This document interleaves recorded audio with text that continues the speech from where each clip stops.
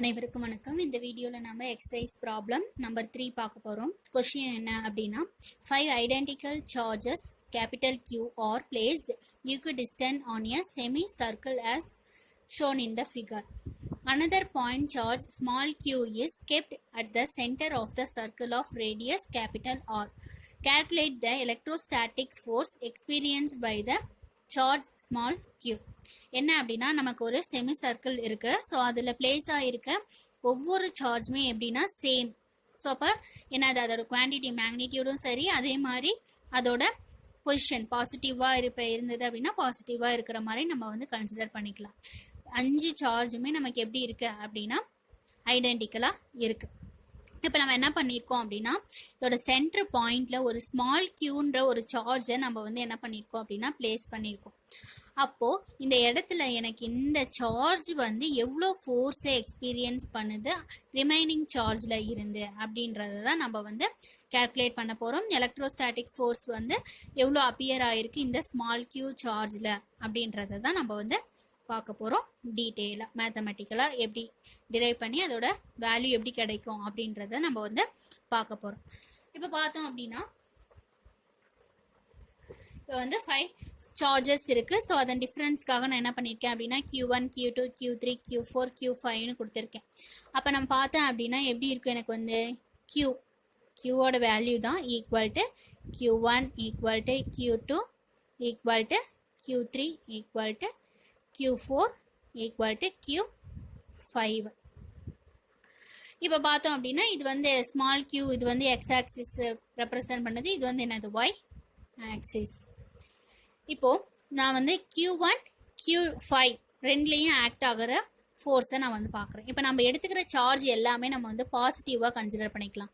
எல்லா சார்ஜுமே எனக்கு எப்படி இருக்குது அப்படின்னா பாசிட்டிவ் சார்ஜாக எனக்கு வந்து அப்பியர் ஆகிருக்கு. இந்த Q சார்ஜுமே நான் என்னென்னு எடுத்துக்கிறேன் அப்படின்னா பாசிட்டிவ்.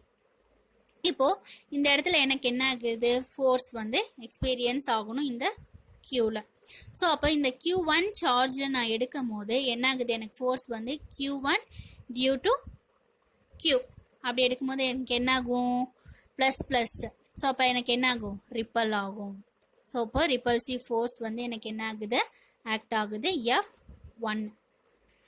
அதே மாதிரி இந்த இடத்துல எனக்கு என்ன ஆகுது, Q5 வந்து சார்ஜ் Qவில். ஸோ அதே மாதிரி எனக்கு என்ன ஆகும், ப்ளஸ் ப்ளஸ்ன்னு வரும்போது ரிப்பல் ஆகும். இங்கே எனக்கு என்ன ஆகும், ஃபோர்ஸ் வந்து F5.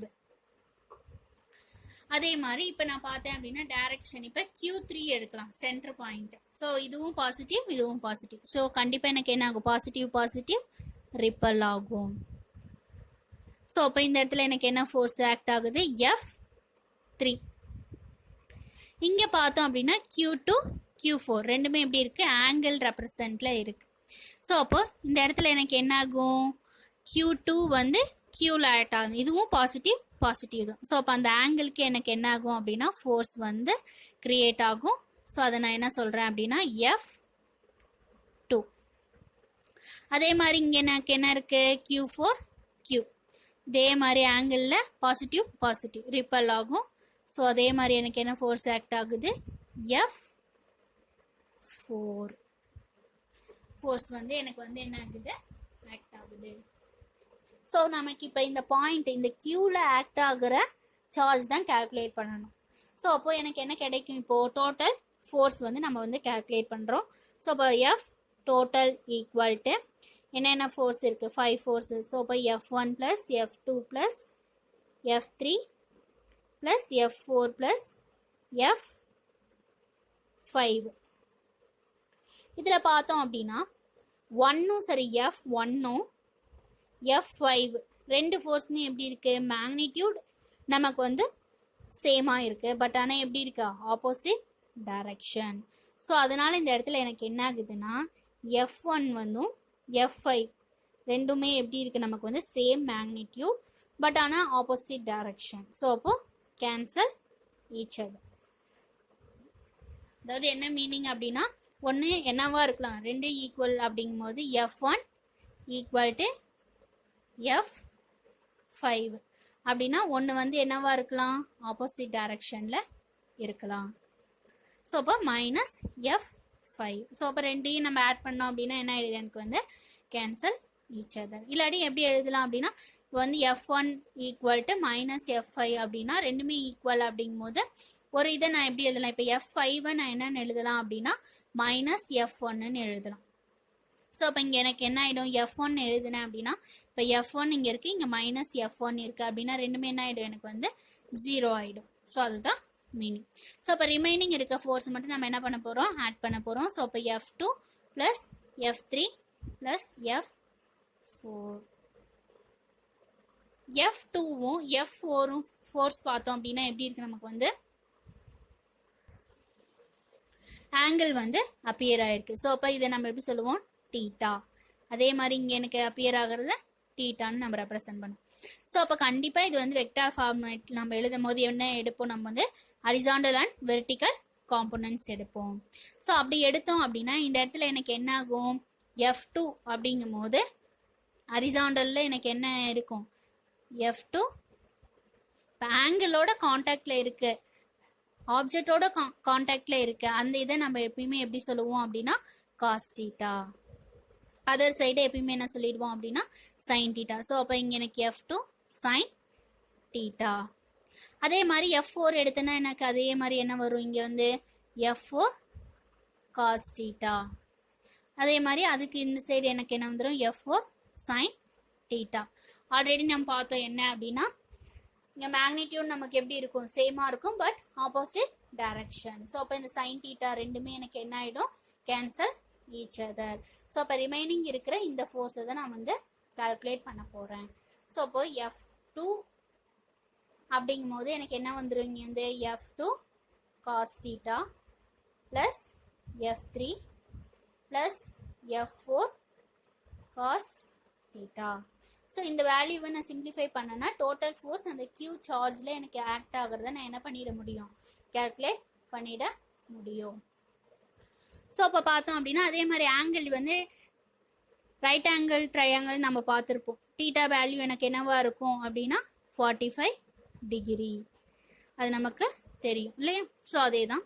அதே மாதிரி இப்போ ஃபோர்ஸுக்கு நம்ம ஃபார்முலா ஃபங்க்ஷன் தெரியும். ஜென்ரல் ஃபார்முலா ஃபங்க்ஷன் என்ன சொல்லுவோம், ஃபோர்ஸுக்கு வந்து F equal to K into Q squared by R squared.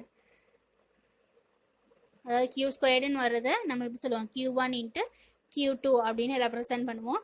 So அதே தான் இங்கேயும் நம்ம வந்து Q1 கேபிட்டல் Q1 இன்னொன்று என்னது ஸ்மால் Q. ஸோ அதை தான் இந்த இடத்துல நம்ம வந்து ரெப்ரசென்ட் பண்ண போகிறோம். ஸோ அப்போது ஃபோர்ஸ் பார்த்தோம் அப்படின்னா என்னது, F3 எடுக்கலாம். ஃபஸ்ட்டு F3 எடுத்தோம் அப்படின்னா என்ன இருக்குது, அது வந்து சேம் அதே டைரக்ஷன் தான். ஸோ அதில் எந்த வேரியேஷனும் இல்லை. ஸோ எப்படி எழுதலாம், K into capital Q small Q divided by R square radius. So அப்போ R ஸ்கொயர். அதே மாதிரி பார்த்தோம் அப்படின்னா F2 எடுத்தோம் அப்படின்னா என்ன இருக்குது, F2 காஸ் தீட்டா இல்லையா. ஸோ அப்போது இந்த இடத்துல எனக்கு என்ன வந்துடும் அப்படின்னா F2க்கு வந்து K into Q divided by R square into cos 45 degree. Cos 45 என்ன நமக்கு வேல்யூ தெரியும், 1/√2.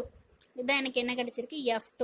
சேம் இதே தான் எனக்கு எதுக்கும் வரும், F4க்கும் வரும் ஃபோர்ஸ். ஸோ அப்போ இது எல்லாத்தையும் நம்ம என்ன பண்ண போகிறோம், ஆட் பண்ண போகிறோம்.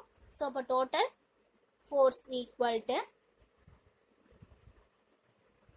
F2 K into Q capital Q small q divided by R squared into 1/√2. F3 value என்னது, K into Q divided by R square plus K Q divided by R squared into 1/√2. இதில் பார்த்தோம் அப்படின்னா நமக்கு வந்து Q by R square plus இது ஒரு term இருக்குது, இது ஒரு டேர்ம் இருக்குது இல்லையா. ஸோ ரெண்டுமே சேம் தான். இப்போ இங்கே 1 இருக்குது, இங்கேயும் 1 இருக்குன்னு நம்ம என்ன பண்ணுவோம், ஆட் பண்ணுவோம். அதே மாதிரி தான் இங்கேயும் நம்ம பண்ண போகிறோம். ஸோ இப்போ எனக்கு என்ன வந்துடும், இங்கே வந்து 2 இன்ட்டு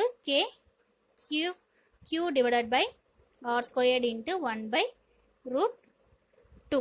ஸோ இப்போ இதில் காமனாக இருக்கிறத எடுக்கலாம். ஸோ இப்போ எனக்கு என்ன வந்துடும், K into Q divided by R square. So இப்போ ரிமைனிங் டேர்ம் எனக்கு என்ன இருக்குது, 1 + 2 டிவைடட் பை √2. 2. இந்த 2 நம்ம எப்படி எழுதலாம்? √2 இன்ட்டு √2ன்னு எழுதலாமா? அப்போ இது என்ன ஆகிடும்? எனக்கு வந்து கேன்சல் ஆகிடும். ஸோ அப்போ எனக்கு டோட்டல் ஃபோர்ஸ் எவ்வளோ ப்ரெசென்ட் ஆகிருக்கு அப்படின்னு பார்த்தேன் அப்படின்னா K into Q divided by R² into 1/√2. இந்த டைரக்ஷன் பார்த்தோம் அப்படின்னா எக்ஸ் ஆக்சிஸ் டைரக்ஷன் தான். Q பிளேஸ் ஆகிருக்கிறது பார்த்தோம் அப்படின்னா எந்த டைரக்ஷனில் இருக்குது? நமக்கு வந்து எக்ஸ் ஆக்சிஸ் டைரக்ஷனில் தான் அப்பியர் ஆகிருக்கு. ஸோ அப்போது இதை நம்ம எப்படி சொல்லலாம் அப்படின்னா I கேப் ஃபோர்ஸ்ன்றனா அதோட நியூட்டன், அதோட யூனிட் என்ன? நமக்கு வந்து நியூட்டன். இப்போ இது K வேல்யூவையும் நம்ம சப்ஸ்டியூட் பண்ணி எழுதலாம். 1/4πε0 into Q divided by R² into 1+√2 into I newton. இந்த மாதிரியும் நம்ம வந்து எழுதலாம். இந்த வேல்யூஸை சப்ஸ்டியூட் பண்ணோம் அப்படின்னா அதில் எவ்வளோ ஃபோர்ஸ் வந்து எக்ஸ்பீரியன்ஸ் பண்ணுது அப்படின்றத நம்ம வந்து கேல்குலேட் பண்ணிடலாம். அவ்வளோதான். தேங்க்யூ.